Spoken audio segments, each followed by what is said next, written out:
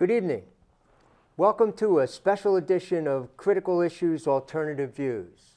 Tonight we're going to discuss a new book written by Josh Ruebner, and it's called Shattered Hopes: Obama's Failure to Broker Israeli-Palestinian Peace.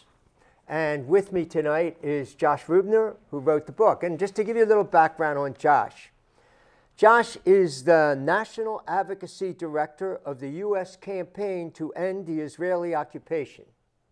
He founded and directed Jews for Peace in Palestine and Israel, which merged with Jewish Voices for Peace. Ruebner also worked for the Congressional Research Service, a governmental agency providing members of Congress with policy analysis. And he lives in Washington, D.C. Josh, thanks a lot for being here and welcome to our program. Thanks so much for having me. Well, maybe we can start off by telling us a little bit about how you got deeply involved in this whole issue. Sure, my pleasure. My father was born in Palestine when it was still the British Mandate before the establishment of the State of Israel. And he immigrated with his family to the United States, and from a very early age I've had an identification with the State of Israel and relatives and friends there and so forth. And from the earliest age, when I had a political awareness and consciousness about what was going on, I was just very concerned and bothered by Israel's oppressive policies toward the Palestinian people. So as the son of someone who grew up as an Israeli, I feel one responsibility. But as an American whose taxpayer dollars and diplomatic support are going to underwrite Israel's oppression of the Palestinian people, I feel like I have a double obligation to do something about it. And you say your father left Israel. What, was that before the changes that took place, or as they were going on, or what? He immigrated with his family to the United States in the 1950s. In the 1950s, Yes. Okay, after the change took place. So the thing that strikes me, I mean, this was a wonderful book. You did tremendous research in it. You wrote it very well. It's easily understandable. But the thing that strikes me as I read the book is how little people in the United States know about this issue and how important this issue is. So maybe you could say a little bit about why Americans should pay closer attention to what's going on with the Israeli-Palestinian issue. Yeah, it's not just some far away conflict that is terrible and taking place between two sides over whom we have no control or responsibility. This is a very direct and personal conflict to every single American because, as I mentioned, it's our taxpayer dollars that are going to arm Israel to commit its oppression of the Palestinian people. When President Obama entered the White House, the United States was giving Israel about $2.55 billion per year in taxpayer-funded weapons. Today, that figure is $3.1 billion, and Obama wants to increase it even further. So when he was in Jerusalem in March, he said that he wanted to make it a cornerstone of his foreign policy in his second term to extend military aid to Israel well beyond the time when he leaves the White House. So George W. Bush had cut a deal to give Israel $30 billion of weapons between 2009 and 2018. What Obama wants to do, what he leaked to the press, is to cut a deal for $40 billion in additional weapons all the way until 2028. So we are not an honest broker. This is key to understanding why the United States is not in a position to act as an honest broker to the Israeli-Palestinian conflict, because we are arming Israel. And under international law, when you decide to provide arms to a party to a conflict with weapons, you've broken the laws of neutrality, and you've declared yourself to be on the side of the party you're arming. So it's just simply untrue and illogical that we're an honest broker to this conflict when we're weaponizing Israel.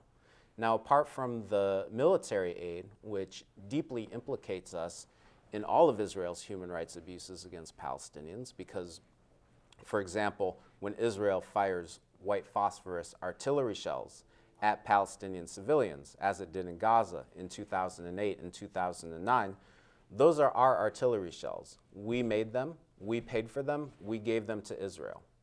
And those Palestinians who have to die as a result die because we as taxpayers funded those weapons for Israel. But it's not only that, it's also the diplomatic protection that we provide to Israel in the United Nations. This is the only reason why Israel can continue to thumb its nose at the international community, to be in violation of dozens of Security Council resolutions, daily violation of the Fourth Geneva Conventions, and even to commit war crimes and get away with it scot-free.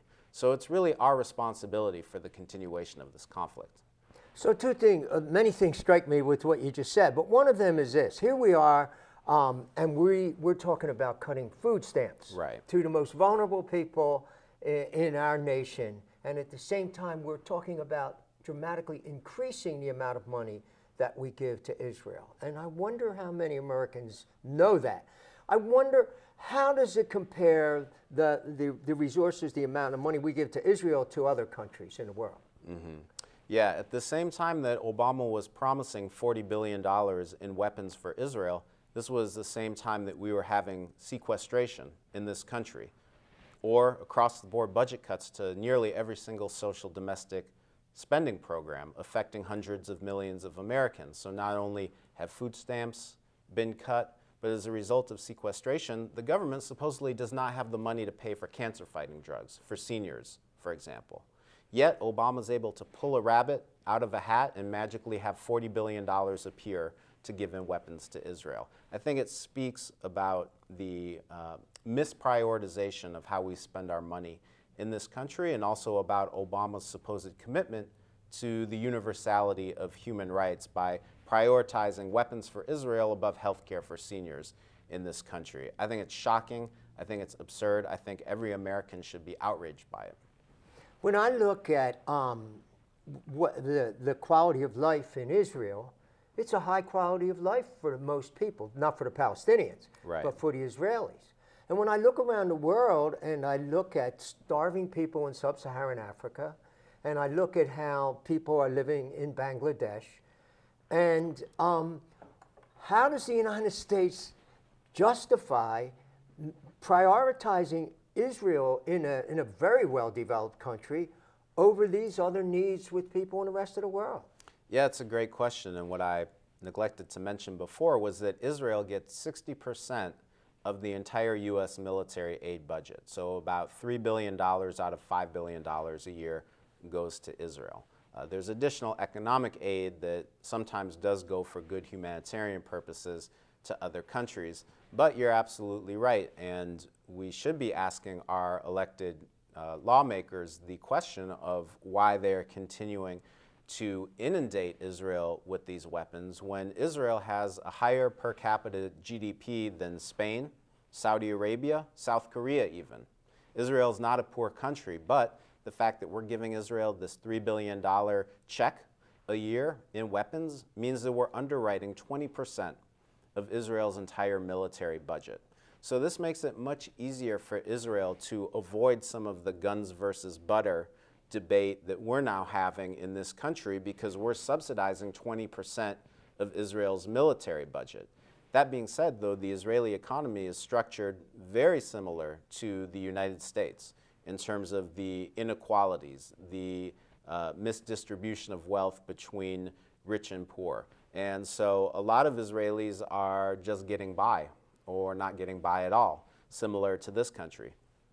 And so the fact that we are providing all of these weapons to Israel free makes it easier for them to shift resources away from providing for the needs of their people, because we're taking care of a good chunk of the military budget for them. So there's great inequality in Israel, too. Oh, definitely. Well, in fact, in the 1980s, before that, Israel used to be somewhat of a socialist economy. But they had a big crash in their economy, and the Reagan administration team flew over experts, had them reorganize their economy along neoliberal lines. And today, probably one of the best exponents of the whole neoliberal capitalist model is the current Israeli Prime Minister, Benjamin Netanyahu. Very pro-big business. Very anti-government regulation, very unconcerned about the misdistribution of wealth that results from this kind of neoliberal economic model. So the two countries' economies are structured very, very similarly. The other thing that you said that really struck me was you speak of, we're going to probably get into some details of this later, the Israeli oppression of the Palestinian people. That's not the impression that most people in this country have. Right. Most people in this country think of Israel as an oasis of democracy and justice in the Middle East. While these terrible Arab countries are oppressing their people, Israel stands out as a beacon of human rights. But that's not the case. No, not at all. I mean, calling Israel a democracy is like calling the United States a democracy upon our founding. In other words, it was a democracy if you were white and you were male and you owned substantial property. And if you didn't fit into one of these categories, then you didn't have political rights. How can you call that a democracy when only a certain segment of your population has democratic rights? It would be like calling apartheid South Africa a democracy because white South Africans could vote. This is similar to the state of play in Israel today. It's an ethnocracy. It's a full democracy for Jewish Israelis, whereas Palestinians over whom Israel rules either has very circumscribed or no political rights whatsoever, depending on where they live. So the reason why Israel is not exactly like apartheid South Africa is because 20% of its citizens are Palestinians, and they have citizenship. And yes, they can run for elections to the parliament, they can vote in elections, and they have their democratic rights on paper, but they're not full and equal citizens of the state. So let me give you one example of what I'm talking about. Right now there's a plan underway in Israel called the Prower Plan. And if this passes, what it will do is take an estimated 40 to 70,000 Bedouin Palestinian citizens of Israel and forcibly remove them from their historic homes and concentrate them on reservations, very similar to what happens, even worse than Bantustans, more like Native American reservations. So, you know, this is something that would never ever happen to Jewish Israelis. Inconceivable that the government would attempt to violate their rights on this huge collective basis. And this is the best of the political rights that Palestinians have under Israeli rule, right? So Palestinians who were exiled from Israel, when Israel engaged in this huge and deliberate and systematic campaign of ethnic cleansing in 1948, they drove out 750,000 Palestinians and demolished between 400 and 500 Palestinian villages, wiping them off the face of the map. Now, today, these refugees and their descendants number some 5 million, and they're not allowed to exercise their guaranteed, inalienable international right of return to their home, because Israel thinks that this would be a demographic threat, because they're the wrong religion, the wrong nationality, the wrong ethnicity. This is not how a democracy behaves. And for Palestinians living under Israeli military occupation for the last 46 years in the West Bank, East Jerusalem, Gaza Strip, they have no political rights whatsoever. So for example, Military Order Number 1 was the first order passed by Israel when it occupied these territories in 1967. And according to this military order, get this, it's illegal for Palestinians to wave a flag, to wave a Palestinian flag. It's illegal for Palestinians to organize in political parties. It's illegal for Palestinians to gather in groups of more than 10 for any political purpose whatsoever. So the types of guarantees that we take for granted under the First Amendment in this country simply don't apply to Palestinians living under Israeli military occupation. So if you look at the totality of how Israel treats the Palestinian people, it's a situation not of democracy, but of apartheid, with differentiated and privileged rights for Israeli Jews and little, if any, rights for Palestinians over whom it rules. So that's not a democracy. Not at all, not at all a democracy. Has the United States protested about this? I know individuals have. I know some of the groups you're working with have. I know I've done some demonstrations about this. But how about our government? Has our government spoken out forcefully about these things? Not really, no. The United States sometimes criticizes it when Israel announces the expansion of its colonization of Palestinian land in the West Bank and East Jerusalem. But not only does it not do anything to actually stop this colonization, but it prevents the international community as well from holding Israel accountable for doing this by blocking any action in the UN through our undemocratic veto. So this struggle has been going on for a long, long time. And in your book, what you document is what happened during the first administration of President Obama from 2009 up until his last election. And when Obama started out, there was a lot of hope that he was going to have a more even-handed approach and that there was a real chance for a breakthrough here.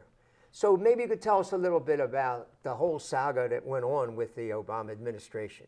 Sure. So there were a couple factors that were really in President Obama's favor for breaking with the previous U.S. policy of acting as Israel's lawyers in these negotiations. Now, that term comes from a fellow by the name of Aaron David Miller, who was a key U.S. peace process player during the Clinton years and during part of the Bush II years. He referred to his job after the fact as acting as Israel's lawyers. He was an American State Department person. Correct. Who referred to his role as being Israel's lawyer. Correct.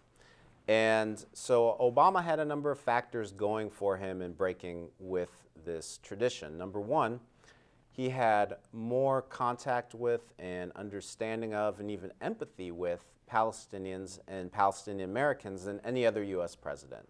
So when he was a state senator in Illinois, he had a large constituency of Palestinian Americans, and it was a normal thing for him to go to community events, to hear the story of dislocation and suffering that Palestinians have had under 60-plus years of Israeli apartheid, and even to go to the homes of prominent Palestinian American academics in his district.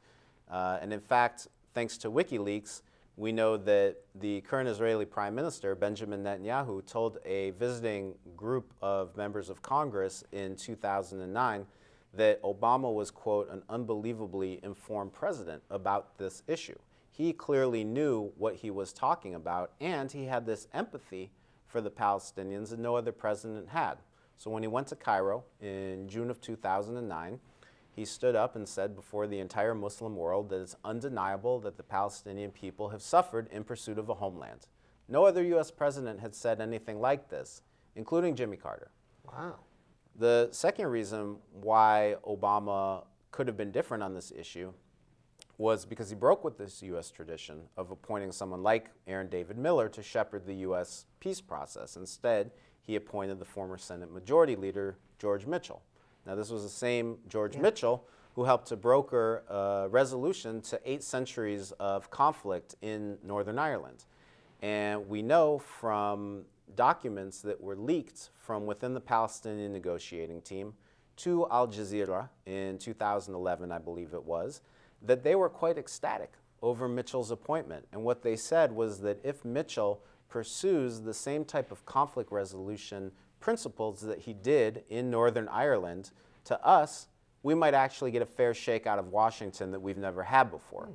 And then the third reason why Obama was potentially different on this issue is because he stated at the outset of his administration very clearly, very forcefully, that Israel had to stop colonizing Palestinian land if there were to be any chance at having successful negotiations. So, okay, so he started out real strong. He appointed probably the most honest broker that we've had in this whole thing. And what happened? What happened was a number of things. Number one, as I mentioned before, he increased the amount of U.S. military aid to Israel. That came later, right? That came throughout his first term. Throughout the term. Throughout the first term. It kept increasing year by year, and now he's pledging even more for the second term. So that was one factor. Number two, he faced a lot of pushback from the Israel lobby at the outset of his administration for saying that Israel had to stop colonizing Palestinian land to hold true to its prior obligations to do so. And so what he did to placate the Israel lobby, he decided not at all to fight it, not at all to use any of the vast amount of political capital that he had at the time. Remember, this is at the beginning of his administration, when he had immense popularity both at home and abroad. And he could have very firmly said, gone on national television, and said that I firmly believe that Israel must stop colonizing Palestinian land for there to be a credible peace process. And had he done so, he would have found that public opinion backed him more than 80% at that time, according to polls. Wow. But instead he folded before the pressure of the Israel lobby, and what he did was he appointed Dennis Ross to be his right hand at the National Security Council. And what he did was he told Dennis Ross is that from now on you're going to be my, quote, quarterback on all Middle East issues. So who is this character, Dennis Ross? He was the key U.S. peace process point person during the Bush 1 years and during the Clinton years. And he wrote a book about his experiences called The Missing Piece. And in The Missing Piece, Ross says that his job was not to be a conciliator or a mediator or a facilitator or a peacemaker or any of the things you would expect him to say, but he referred to his job as being a seller. And he said that our MO was to take Israeli ideas or ideas that Israel could live with and work them over to make them more attractive to the Arabs and to get the Arabs to scale back their expectations. This was his view of how to run the peace process. No wonder it didn't work. So from June of 2009, you basically have Dennis Ross running the show and undercutting George Mitchell at every opportunity and preventing him from being the honest broker that Mitchell knew he needed to be.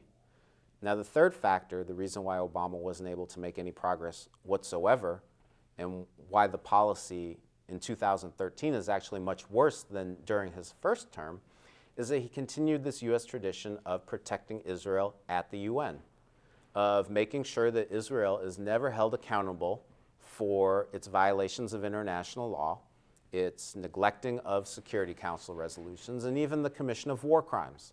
So in the aftermath of Israel's attack on Gaza in December of 2008 and January of 2009, an attack which killed more than 1,400 Palestinians in just 3 weeks, the vast majority of whom were civilians, by the way, including hundreds of children. When Obama was winning his Nobel Peace Prize in the fall of 2009, the UN was coming out with what was called the Goldstone Report. And the Goldstone Report documented that both Israel and Palestinian militant groups had committed violations of human rights and international law, war crimes, and possible crimes against humanity. And instead of standing up and saying, as a Nobel Peace Prize winner, I demand that anyone who commits a war crime is held accountable for their actions, what Obama did was to wield the diplomatic leverage of the United States to work with Israel to kill this Goldstone Report and to make sure that Israel was not held accountable through the Security Council or the International Court of Justice. So let's go back over some of that. That's a lot.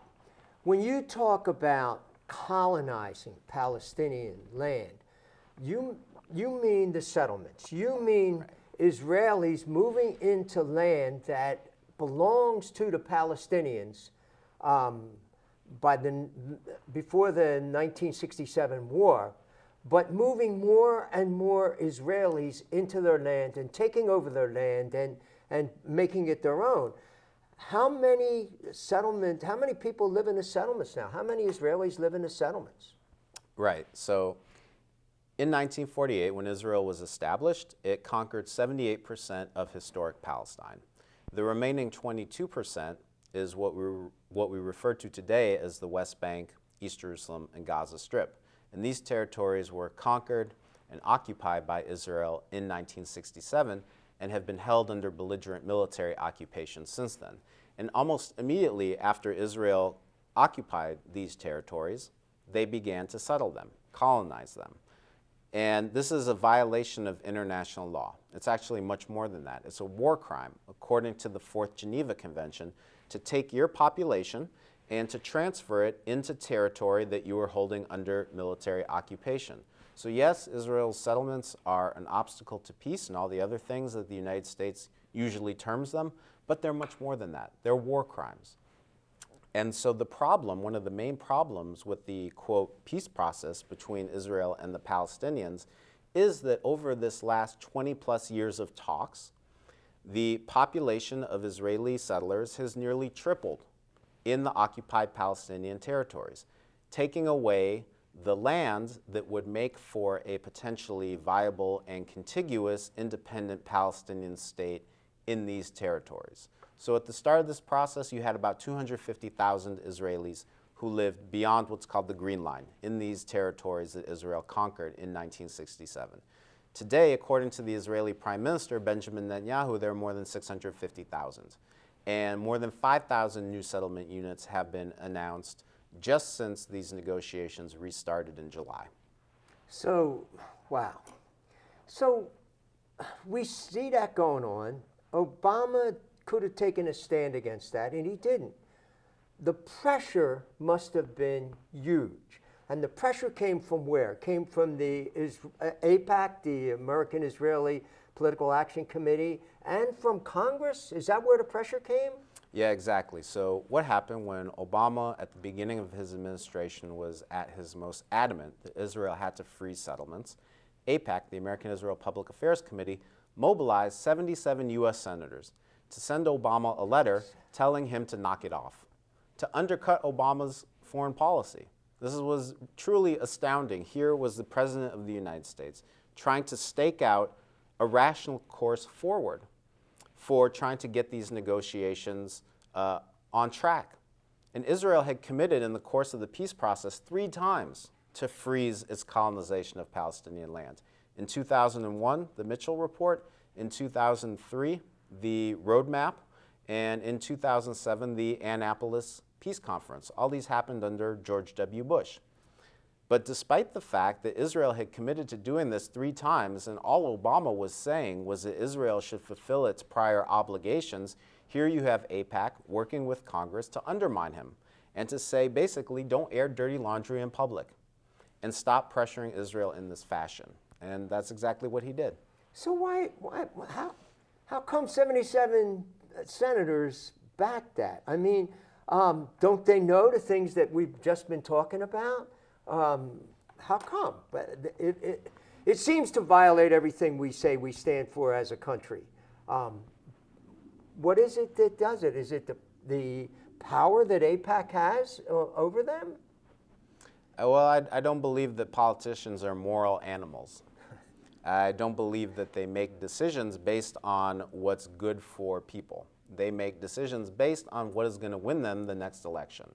And for them, that means supporting the status quo in terms of our policy toward Israel and the Palestinian people. So yes, of course, many U.S. senators and representatives, for that matter, understand that there's something fundamentally wrong with this policy, but it's really the path of least resistance to go along with this policy, because there's a lot to be gained from going along with it and almost everything to lose if they stick their necks out.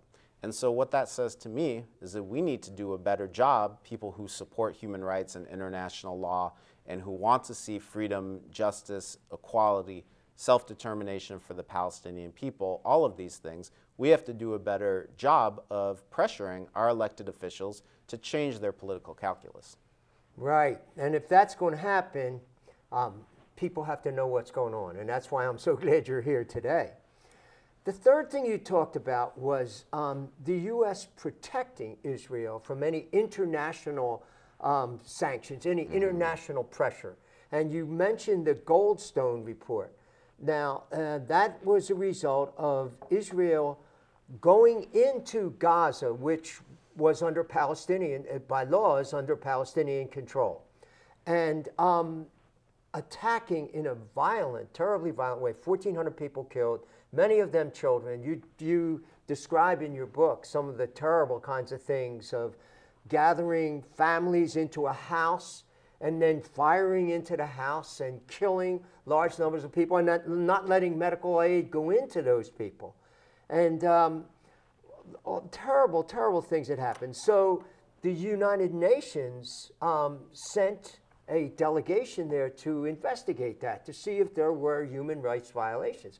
And the person they put in charge was Judge Goldstone from South Africa, who said that he is not embarrassed to be called a Zionist. Right. But he came back with a devastating report. And it went to the United Nations, and if it had been acted on, Israelis would have been taken to the World Court for human rights violations and crimes against humanity, right? But the United States was able to control that. Right. And the way they did that was by stopping the process as it got to the Security Council. So the General Assembly voted to endorse the recommendations of the Goldstone Report, including prosecuting those who were responsible for committing these war crimes. But because everyone knew that the United States would veto it in the Security Council and refer the case to the ICC or the ICJ, it wasn't even brought to a vote because it would have been a foregone conclusion that the United States would have vetoed it. And this was the pattern that played itself out at the United Nations again and again during the Obama administration. So for example, the Obama administration has only used its veto at the United Nations on one occasion over the past 5 years. And that was in February of 2011 to cast a veto to prevent the Security Council from passing a resolution, get this, condemning Israel's settlement activity, even though the Obama administration had just done the exact same thing for 2 years, condemn Israel's settlement activity. So Susan Rice, the U.S. ambassador to the UN, this is how she explained it in the Security Council. She said, don't construe our vote to mean that we agree with Israel's settlement activities, but we don't want to do anything that's going to damage the prospects for the peace process. And if the Security Council passes this resolution, this will damage the peace process. So in the Obama administration's view, again, just like the Commission of War Crimes is not the problem, but that Israel might be held accountable, here again, it's not the fact that Israel is colonizing Palestinian land in violation of international law that is the problem. The problem is that the international community is trying to do something about it. And the thing that keeps striking me as I read your book was the efforts of the United States to control the whole negotiations, that nobody else is allowed to be in here, nobody else can be here. And yet we have the United States clearly not an honest broker, the United States making it everything worse by continuing to give military aid to Israel. I mean, it's a losing proposition. The only way that the Palestinians can negotiate is to accede to everything that they're being asked to do, to accept the status quo. Yeah, and that's exactly what the Israeli-Palestinian peace process is about. It's trying to force Palestinians to accept what you referred to earlier as a Bantustan solution. Now, Bantustans come from the South African context, and it was a way for the apartheid government of South Africa to attempt to relieve some of the international pressure that was brought to bear against them. And what they did was they tried to herd black South Africans onto small, disconnected, discontiguous, almost uninhabitable little portions of land of South Africa and declare that these were independent homelands for black South Africans, or Bantustans. But the international community didn't buy it. They said this is not true sovereignty. This is not self-determination for black South Africans. Yet this is exactly what Israel is trying to impose on the Palestinian people. It envisions a resolution to this conflict in which a so-called independent Palestinian state would be on tiny disconnected little fragments of land on about 8% of historic Palestine. This is what Israel is putting on offer.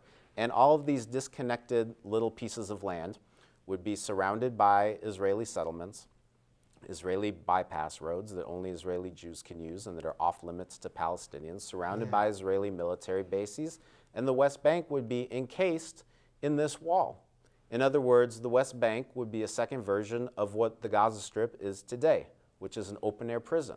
This is Israel's, quote, two-state resolution to the Israeli-Palestinian conflict, and what it and the United States are trying to tag team against the Palestinians to accept. And the Palestinians are blamed for walking away from the table, for not seriously accepting the generous offers that the Israelis are making. There's such a disconnect between the rhetoric and the reality. And that does not get challenged in the mainstream press. And it's very hard, I think, for Americans to understand what's going on here. That's true, although I do think that things are changing for the better. Over the last 5 years, Palestinians, Palestinian Americans, people who support Palestinian human rights of all backgrounds have gotten more access to the mainstream media in this country than ever before. So now it's almost a regular occurrence for those types of people to get op-eds in the LA Times, the New York Times, appear on CNN, et cetera, et cetera. And I think that that is starting to have an impact on the way vast segments of U.S. mainstream think about this issue, because they are finally hearing more of alternative perspective and alternative paradigms for thinking about how to resolve this conflict. So there's some opening there that is encouraging. That's really good to hear that. I wanted to ask you, was the retaliation against Goldstone for his report? I mean, did the Israelis go after him? Yeah, it's interesting. He had a lot of personal pressure leveraged against him and his family. So, for example, you mentioned that he's South African. Yeah. He's also Jewish. And he attempted to attend the bar mitzvah of his grandson at and the rabbi of this South African synagogue refused to allow him to come. So there were those kind of personal pressures brought to bear, and there were also political pressures that were brought to bear. So about, I think it was 6 months or so after the release of the Goldstone report, he wrote an op-ed in which he questioned one of the conclusions to one of the 36 cases that he looked at. Now, what the Israel lobby did was to jump all over that and to say that Goldstone had rescinded the 575-page report and it was all a lie. That's not what Goldstone said, but you can imagine the type of pressure that was brought to bear on him to even walk back his statement a little bit to say, I question one of my conclusions. Wow, okay. Now, one of the arguments that we have to support Israel because they are a critical strategic partner in the Middle East. And we don't have many, this is the rhetoric, we don't have many friends in the Middle East, but we can count on Israel and we need them. We need them strategically, we need them for intelligence. But you point out in your book that that's being questioned now. It is being questioned, not by Congress, that's for sure. I quote one member of Congress from a debate on the House floor, Representative Glenn Nye from Virginia, who's no longer in Congress, and he referred to Israel as the United States battleship cruiser in the Mediterranean. And that kind of thinking has been used to justify the unusually strong alliance between the United States and Israel, that Israel is somehow promoting U.S. interests in the region. This was an argument that I think did make a lot more sense back in the 1970s, for example, when Israel was able to portray itself as the beachhead against the expansion of communism in the Middle East, and there was a good case to be made for that, just as South Africa made that exact same case, saying we are the beachhead against the expansion of communism in the southern continent of Africa, southern half of the continent.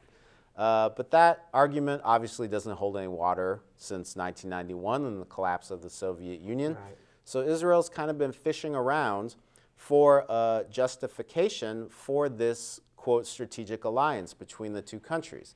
And it's kind of flailing about. So first they tried, our fight is your fight in terms of the global war on terrorism. Right. So for example, Right.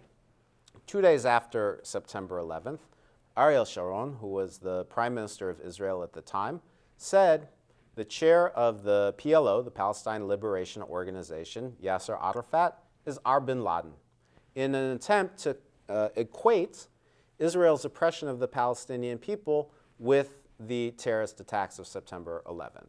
And I think that worked for a long time in the hysterical political climate that we had in this country for many, many years and still do in many respects. But when David Petraeus, who was the head of CENTCOM, Central Command, with command responsibility for the Middle East, testified before Congress in in 2010 that Israel is actually a strategic drag on the United States, this really set off some alarm bells.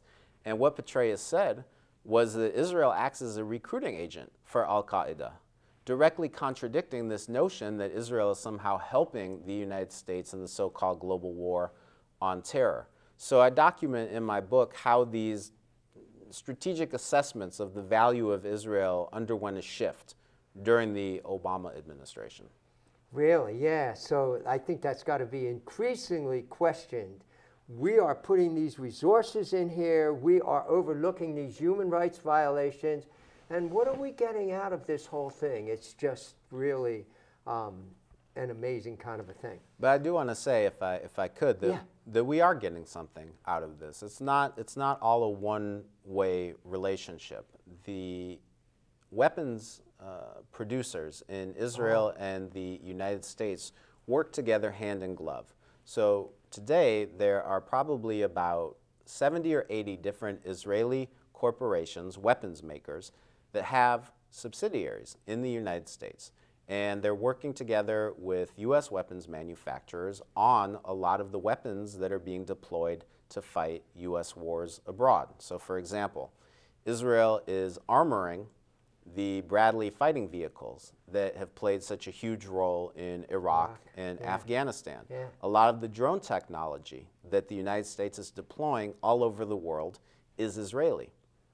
For example, the F-35, the next generation fighter jet, is being produced by a consortium of U.S. companies, but guess who's doing the avionics for it? It's IAI, the Israel Aircraft Industries. They won $1 billion contract to do the avionics for this plane. So there's a lot of integration between the two weapons industries, and undoubtedly this helps the U.S. Commit its wars of aggression around the world. Wow. Now, another thing that you point out in the book that was really striking to me was how Obama continued to hold out to the Palestinians the image of nonviolence, the Gandhian image of nonviolence. And the contradiction between asking the Palestinians to be nonviolent, at the same time, we dramatically increase our weapons supply to Israel. Yeah. Not only that, but when he went to Cairo and made this, what was otherwise a great speech about how Palestinians have been denied a homeland and have suffered as a result, he also very paternalistically lectured the Palestinians that they have to engage in nonviolence, completely neglecting the fact that Palestinians have been engaged in various different forms of nonviolent resistance against Israeli occupation and colonization for the better part of a century, even predating the State of Israel. So he totally elided over the fact that there is a deep and rich Palestinian history of nonviolence. And even worse, when Palestinians and even Americans who engaged in nonviolence were arrested or injured or even killed, the Obama administration did nothing to protect them and promote their cases, and in fact was absolutely silent about them. For example, in May 2010, Israel attacked a flotilla of humanitarian activists who were attempting to break Israel's barbaric and illegal blockade of the Gaza Strip, which denies Palestinians access to adequate levels of food, clean drinking water, sanitation, healthcare, housing construction materials, etc. They were trying to deliver wheelchairs to people in Gaza. And the Israeli Navy attacked this flotilla of activists in international waters. They weren't even in Israeli territorial waters, killing 9 Turks, including 1 Turkish American by the name of Furkan Doğan.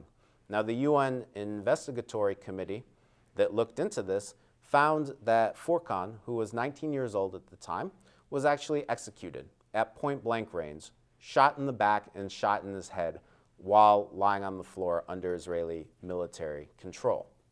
This was a U.S. citizen, born in Troy, New York. And what was the Obama administration's response to this execution of a U.S. citizen in international waters? It was, again, to side with Israel and to say, oh, Israel can hold itself accountable for doing this. They frequently do that, don't they? They frequently do that, and as I write in the book, the Israeli human rights organization B'Tselem, which investigates all kinds of Israeli human rights abuses against Palestinians in the occupied territories, found that in over 90% of the cases that are referred to the Israeli military court system by B'Tselem documenting the human rights abuses inflicted by soldiers, there's not even a trial, much less a conviction. And in the case of Operation Cast Lead, when Israel killed these 1,400 Palestinians in 3 weeks, only one soldier was sentenced. Only one. And that was a suspended 2-year sentence for stealing a credit card. Not that stealing a credit card isn't looting and isn't serious act during a war, but in comparison to all of the other war crimes that Israel committed, it was a drop in the bucket during Cast Lead. And no one has ever been held accountable for the killing of innocent civilians on a massive scale. And in fact, we're familiar here in town with Rachel Corrie. Yeah. And we brought her parents here to speak. And Rachel Corrie was involved in a nonviolent demonstration to try to stop the Israeli military from destroying a home. And they ran right over her and killed her. And the Obama administration's response to that was negligible. Yeah. To be fair, that happened during the Bush administration. Oh, that was during the Bush administration. But you're right that the Obama administration, as well as the Bush administration, has done nothing in terms of holding Israel accountable for Rachel Corrie's killing, even though her parents have continued this struggle for justice, for accountability, for now more than 10 years since she was killed. Okay, so didn't work. We didn't get anywhere. We went backwards during this time. But now President Obama's reelected, and he's got another initiative going. He's got Secretary of State Kerry over there trying to bring the parties together. Do you see any hope that this will lead to anything substantial? No, unfortunately not. And as I mentioned before, the policy today in 2013 is worse than in 2009. And I say this for 2 reasons. Number one, at least during the first administration, the Obama team made a serious attempt at the outset to halt Israel's colonization of Palestinian land. Right. And after that, at least they put up a pretense that they were trying to stop Israel's colonization of Palestinian land thereafter. But this term, there's not even a pretense anymore that we're trying to stop the effort. Instead, today it's like out and outright collusion between the United States and Israel in this process of colonizing Palestinian land. So I mentioned earlier that Israel's announced the expansion of more than 5,000 settlement units since these negotiations restarted in July.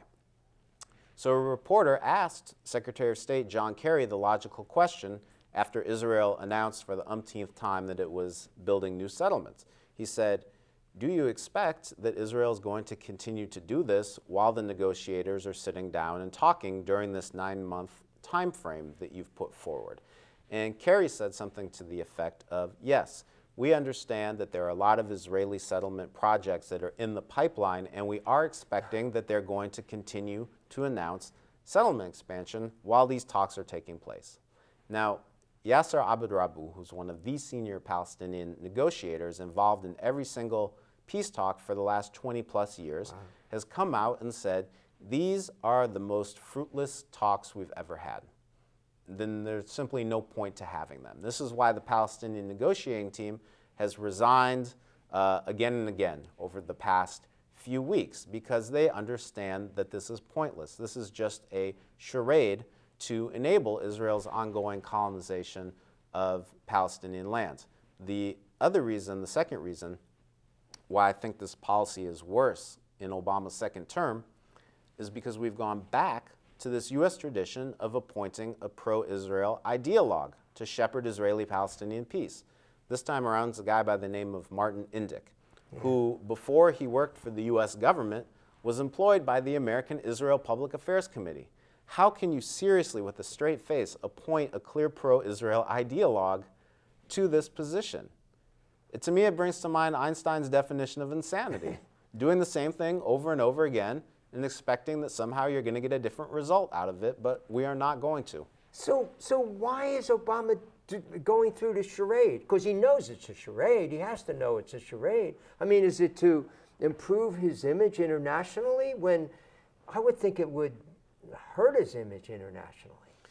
On the campaign trail in 2008, he was very critical of both Clinton and Bush in terms of their approaches to resolving the Israeli-Palestinian conflict. And he criticized them for engaging in last-minute efforts to try to broker peace. And it's true that both of them did try to engage in last-minute efforts. So Clinton in 2000 at Camp David, and George W. Bush in 2007 in Annapolis. Both tried to get treaties going at the last minute possible. Yeah. And so Obama vowed that he wouldn't repeat this pattern. So what I think is going on is that Obama is making one last effort at the outset of his second administration. It's going to fail. It's going to end by this spring because John Kerry has said that there's a one-year window of opportunity for resolving the Israeli-Palestinian conflict on a two-state basis. And so he set this outer limit of the spring of 2014 to have these negotiations conclude. And when they fail, because it's not about peace, but about Israel's colonization of Palestinian lands, I think what the Obama administration is going to do is say, we tried our best, but we're leaving this for our successors to figure out. Wow. Well, as I look at this and as I read your book and look at what I've seen on this whole thing, I have to ask myself a question. Is a two-state solution possible? What about a one-state solution? I mean, what's the future of all this? Yeah. I think things are headed in a clear direction of what I call the departitioning of historic Palestine. And this notion of there being a two-state resolution to the Israeli-Palestinian conflict is actually somewhat historically recent. It wasn't until 1988 that the Palestine Liberation Organization called for a two-state resolution. Before that, they were in favor of a one-state secular state in which all citizens, Palestinian and Israeli Jews, would be equal. And in 1988, they made this switch saying we want to establish an independent Palestinian state on a portion of our historic homeland, the 22% that is the West Bank, Gaza Strip, and East Jerusalem. Israel, for all intents and purposes, never even made an effort to put forward a very minimal, very unacceptable vision of a two-state solution until 2000. So this is relatively recent. And it's clear that after more than 20 years of negotiating, after seeing the Israeli settler population in the occupied territories triple, that every day that passes makes it more and more difficult for there to be an independent Palestinian state arise in these territories. Because if you look on the ground and see what it's about today, you can see that Palestinians are hemmed in on every side by Israeli settlements. Their land is being expropriated from them on a daily basis. They're being pushed off their land. Their olive trees are getting cut down. Their water cisterns are being destroyed. Their agriculture is being uprooted. It's a slow process of ethnic cleansing designed to drive Palestinians into ever more shrinking areas of land, the exact same thing that we did in this country with Native Americans. So that's the process that's taking place. But the problem is, in Israel's perspective, that Palestinians aren't going anywhere. They're staying there. And they're not going to go anywhere short of a massive campaign of violence, of ethnic cleansing, which is not an inconceivable option, because Israel, the more isolated it gets, the more it feels itself pushed up against a wall, the more irrationally it's lashing out. It's kind of like a bull in a china shop at this point. I don't think Israel would be allowed to get away with massive, forceful ethnic cleansing at this point in time, but you never know. But short of ethnic cleansing, if there's not going to be an independent Palestinian state in the West Bank, East Jerusalem, and Gaza Strip, then there can be only one resolution to this conflict that approaches a just basis, and that's Palestinians and Israeli Jews living as equals under the same geographic entity. Now, whether that's a majoritarian one-state solution where it's one person, one vote like South Africa, or whether it's some kind of binational configuration where each community would retain a distinct identity and institution and they'd come together for some joint decision-making, that remains to be seen. Wow. But there's dozens of options on the table that have been put forward by academics on how this type of a one-state resolution could look. And that's clearly where I think things are headed. Wow. So in the conclusion to your book, we only got about 4 minutes left here, you say, you quote Obama as referring to what President Roosevelt said. Okay, you convinced me, now go make me do it. And there are efforts now to make him do it. The boycott, the divestment, the efforts to isolate Israel, and all the advocacy things that you've been doing and the groups that you're working with that are doing. And it would seem really important to me that people here look at how they can get involved in this struggle. So how can they? Yeah, go to our website, which is www.endtheoccupation.org, to find out how you can get involved with groups that are working locally here in Kalamazoo and groups that are working around the country on various initiatives to change this U.S. policy in its broadest sense. So one of the things that we are very much engaged with is this call from Palestinian civil society, which was issued in 2005 by more than 170 different organizations, calling for people of conscience around the world to engage in campaigns of boycott, divestment, and sanctions against Israel until it upholds international law and human rights. And we've responded to that call from Palestinian civil society by trying to boycott and divest from various corporations that are complicit and actually profiteering. Caterpillar.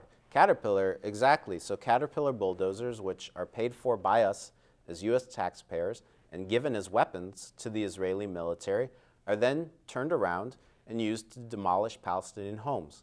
Israel has demolished 20,000 Palestinian homes under occupation since 1967. Again, this is part of this slow process of ethnic cleansing in which it's engaged. If you demolish 1,000 homes at once, that's going to draw a lot of international criticism. But if you do 1 or 2 or 13 structures per week, which is the current figure, it's much easier to get away with it because it's not one big action. So these Caterpillar bulldozers are demolishing Palestinian homes, uprooting Palestinian agriculture, demolishing Palestinian olive trees, building Israel's illegal apartheid wall in the West Bank, and building Israel's settlements. So yeah, we need to boycott and divest from corporations like Caterpillar. Right, right. So the local group that is especially working on this is the Kalamazoo Nonviolent Opponents of War, and they are out there every Sunday from 12 o'clock to 1 o'clock in front of the federal building on Michigan Avenue. So people should look, and we should get on your website, endtheoccupation.org. Okay, the book is Shattered Hopes, Obama's Failure to Broker Israeli-Palestinian Peace by Josh Ruebner, and I would encourage you to read this book. You owe it to yourself as Americans, you owe it to yourself as decent people to know what's going on here and to end the United States complicity in this terrible situation which is going on with the Palestinian people. Josh, thank you so much for being here. Thank you for having me. Wonderful. Thank Great. you. And thank you so much for watching us tonight.